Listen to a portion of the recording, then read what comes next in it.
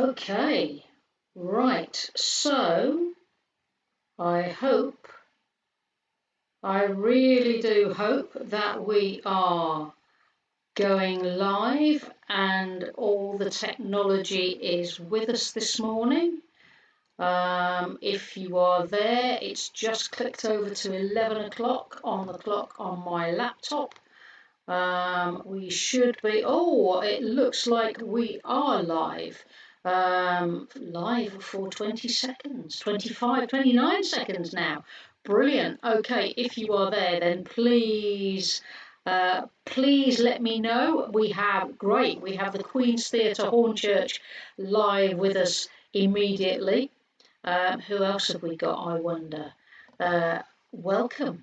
Welcome to this very, very first Queen's Theatre tiny play session with me, Jules. Hello, Kim. Brilliant. Thanks for that. Lovely to have you with us. Welcome to this first session. As I say, my name is Jules and I'm a director and theatre maker. Some of you already know me. It's nice to see Kim there. Who else have we got? Great, lovely. Thanks, Denise. Lovely, brilliant, lovely that Leslie's with us as well. Excellent. This is making me feel very happy and very relieved, to be perfectly honest. So great. Thank you very much for joining me for these first, what I'm calling creative 11s.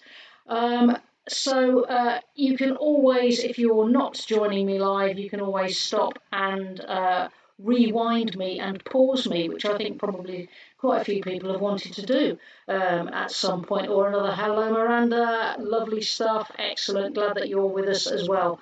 So the first session that we are doing on these tiny plays, brilliant. I'm looking forward to it as well. First session on these tiny plays is going to be all about making connections. Although our connection at the moment is virtual, we are all connecting through the medium of tiny plays here at the Queen's Theatre, or actually from my living room in a very sunny East London this morning. Thank you for being with me, and for the next sort of 25-30 minutes or so, we are going to be doing some creative, fun exercises just to kind of get our creative juices flowing and find out how we can tell stories and share stories together. There are going to be some things that we can all do now and things that we will do later on, or as I say, challenges that I will leave you with later on to carry on with in your own time, at your leisure. So I wonder if you are ready. This is all about taking things at your own pace. It's not a test, so any of the exercises that I say, there's a 2-minute sort of time limit on these, it just means so that we can get lots of stuff packed into 20 minutes or so. I hope you're feeling relaxed and you're in a comfy spot with whatever you need to record your ideas, whether that's a phone or whether you're using a tablet. I've got my trusty notebook and pen because I'm an old-fashioned kind of person, but I have got a little bit of technology. So if I'm looking down at all, that's the only reason I'm looking down, is I'm not ignoring you. I've got some technology here to kind of help us along and give us a little bit of background music and things that are going to help us work on this. Right, so our first task, our first exercise on session 1 of Tiny Plays is a quick fire challenge. And I would like you to write down as many words as you can. As I say, it's not a test, work at your own pace. Brilliant, great, glad that Queen's Theatre Learning and Participation are ready with your notebooks. What we're going to do is we're going to list as many words that are to do with emotions, so as many emotions and feelings as you can in 2 minutes. All right, so I would like you to breathe in. Are you ready? I'll give you a time check, so don't worry about sort of not being not being on top of where the time is. So your 2 minutes starts now.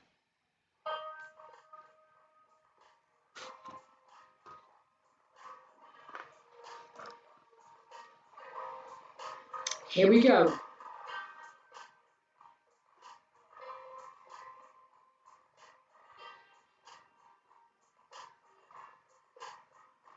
How you doing? My brain's seizing up already.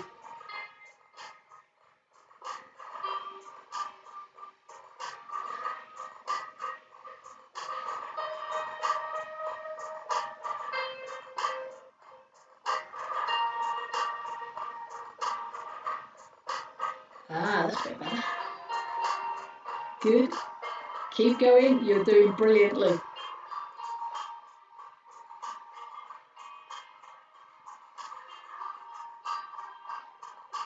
Excellent stuff.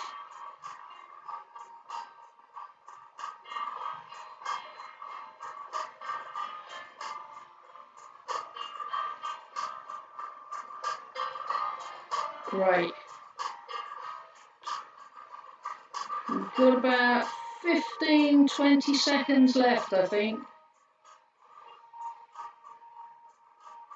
Take a nice deep breath as we're all kind of letting that creativity flow. Brilliant. Okay. So let's come to a conclusion.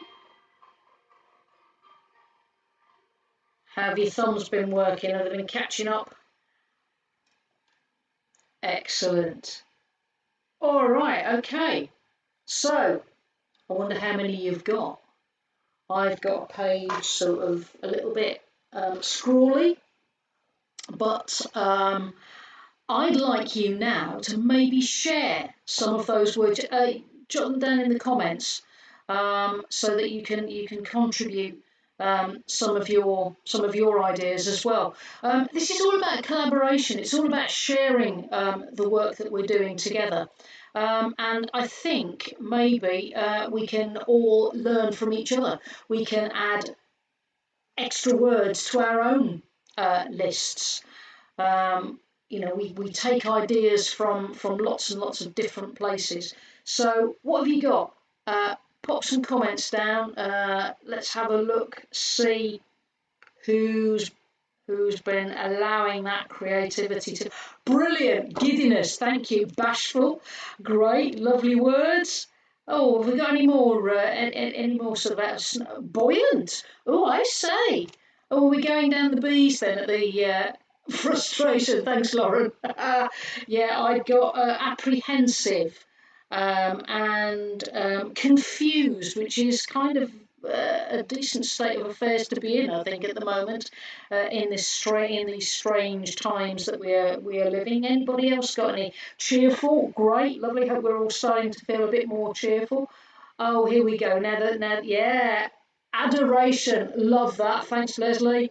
Oh, brilliant. Thanks, Denise. Joyful, reflective, and thoughtful. Excellent words. Oh, these are optimistic. Thanks, Rob.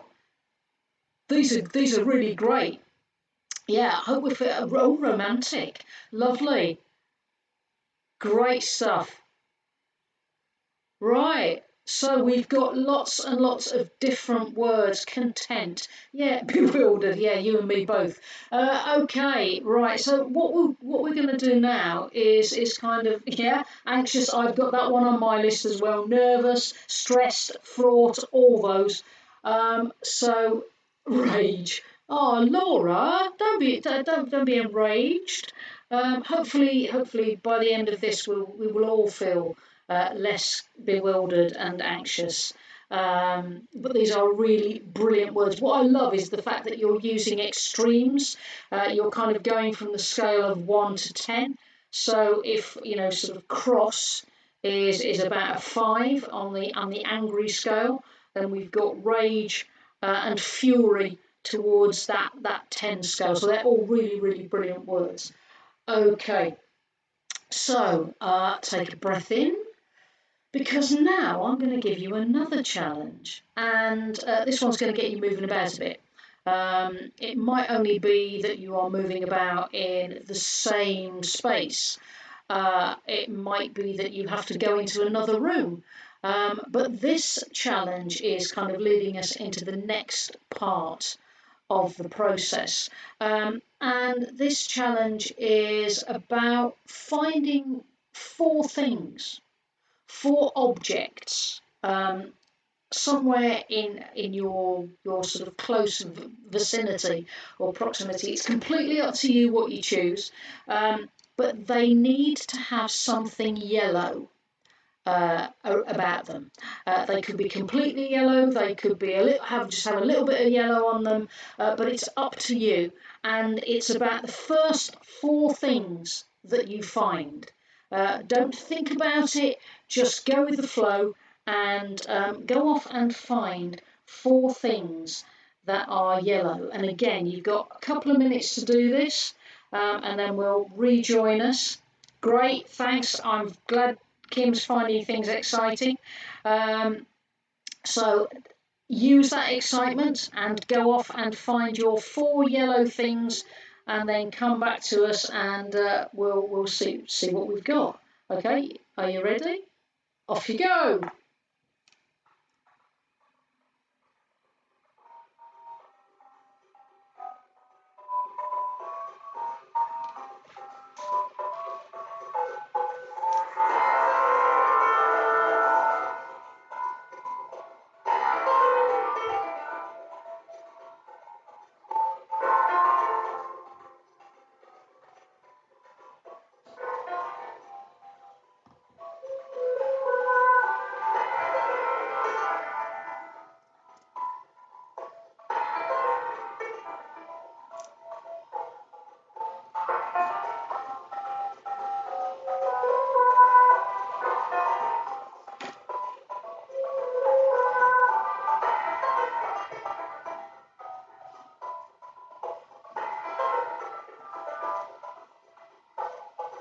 How are we doing? About halfway there. I'm probably very likely talking to myself at the moment because you're all off finding things, which is brilliant. Yes! Brilliant! I'm glad the seagull's making an appearance. We love that seagull. He's still sat on top of the filing cabinet. Great stuff. Yep, share with us as soon as you come back and let us know what you are finding.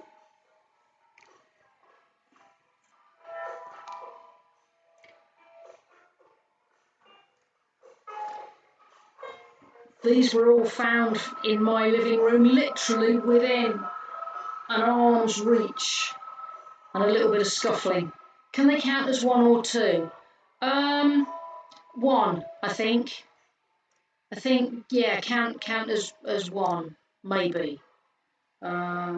Lovely. Okay. Don't worry if you are not back. Oh, Paw, soothing. Oh, I'm thinking Disney now. Paw's just taken me straight back into the bare necessities. Lovely. And also I found Little Miss Sunshine. Okay, great. So what else have we got then? Tissue box. Great. 4 cans of beer. Liking that one, Rob. Lovely. Excellent stuff. Great. Now, as I say, don't worry about if I've moved on before you've kind of finished collecting your things, because you can always go back and recap on this through YouTube later on in the week. So what I would like you to do now is just think about and make some notes now. Start a different page in your notebook or on your phone or whatever. I'd like you to describe them individually.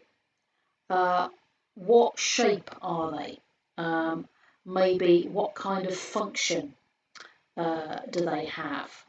So I'm going to put some more music on now so that we can sort of have that to help us as we're being creative. as those ideas are flowing. So yeah, what can you use them for? What are they? Oh, brilliant! Sorry, I'm just see limoncello, a lime. Yeah, liking that. I've got yeah, sunflowers as well. Unfortunately, the slugs have eaten all my sunflowers. Okay, think also about what brings them together. As it might only be that you class them as just a random group of yellow things, um, but there might be some kind of connection between them. It could be the relationship that you have with these objects. It could be the memories that they trigger for you. It could be the person that bought them. It could be when you bought them. We all have relationships with objects. Knitted chick, notebook, affirmation card, dried flowers. Lovely, Laura. Excellent stuff. So, what links them together? All mine are, apart from the pen, are rectangular in shape. And all of them, apart from the post-it notes, have writing on them. Post-it notes rely on me using the pen to actually make a mark on that. Great, Denise, those are fantastic.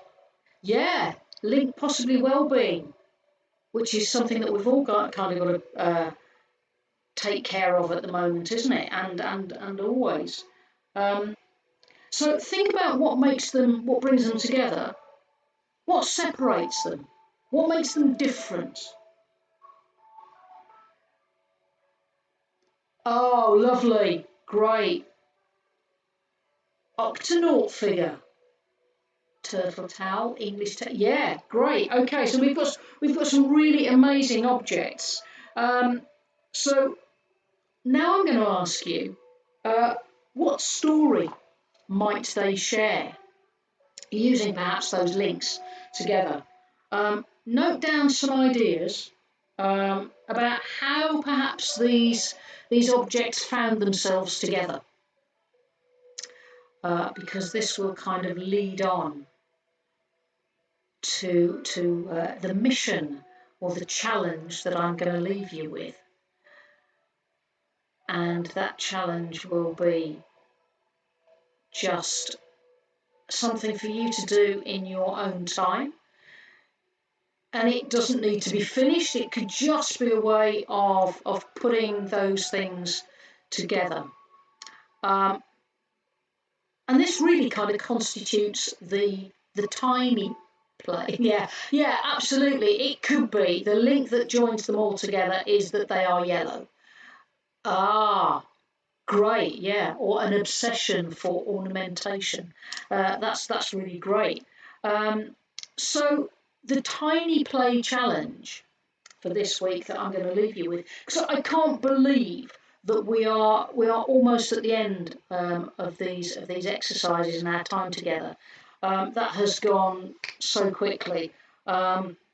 But the challenge for this week is I would like you to create a conversation between these items, if you like, that it could be, if you were going to give them a personality, it could be that they become characters in their own right. For example, if I was going to use the yellow pages, then this might be somebody who has a lot of information, who knows it all. Yeah, I think, yeah, Lauren, that's great. Apart from the washing up brushing, I love that.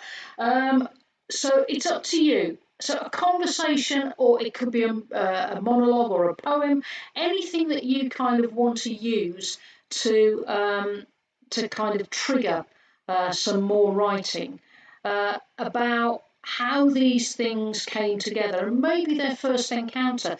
If they are characters, then maybe how did they respond to each other's? Were they open? Were they warm? Were they suspicious of each other? What is it that's going to kind of develop them a little bit more, or write about the story that you have in terms of what is linking these items. And the great thing that we're going to do with these tiny plays, I'm telling you, they are tiny. They are literally 10 lines long. That is how tiny a tiny play is.